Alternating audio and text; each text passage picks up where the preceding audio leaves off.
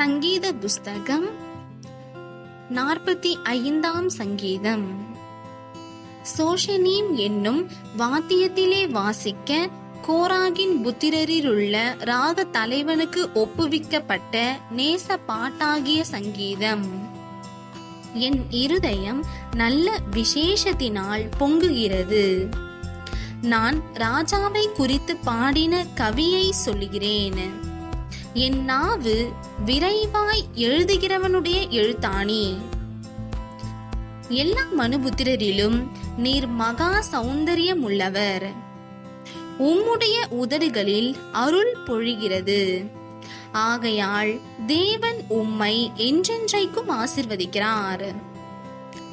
சௌரியவானே, உமது மகிமையும் உமது மகத்துவமும் ஆகிய உம்முடைய பட்டயத்தை நீர் உம்முடைய அறையிலே கட்டிக்கொண்டு சத்தியத்தின் நிமித்தமும் நீதியுடன் கூடிய சாந்தத்தி நிமித்தமும் உமது மகத்துவத்திலே ஜெயமாக ஏறி வாரும். உமது வலது கரம் பயங்கரமானவைகளை உமக்கு விளங்க பண்ணும். உம்முடைய அம்புகள் கூர்மையானவைகள்.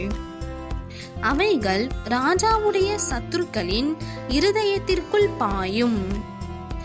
ஜனச தலங்கள் உமக்கு கீழே விழுவார்கள். தேவனே, உமது சிங்காசனம் என்றென்றைக்கும் உள்ளது. உமது ராஜ்யத்தின் செங்கோல் நீதியுள்ள செங்கோலாயிருக்கிறது. நீர் நீதியை விரும்பி அக்கிரமத்தை வெறுக்கிறீர். ஆதலால் தேவனே, உம்முடைய தேவன் உமது தோழரை பார்க்கிலும் உம்மை ஆனந்த தைலத்தினால் அபிஷேகம் பண்ணினார்.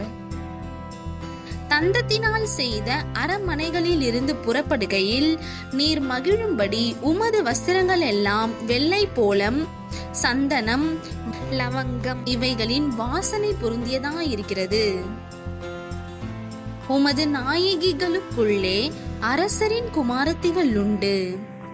ராஜஸ்திரீ ஒப்பீரின் தங்கம் அணிந்தவளாய் உமது வலது பாரிசத்தில் நிற்கிறாள்.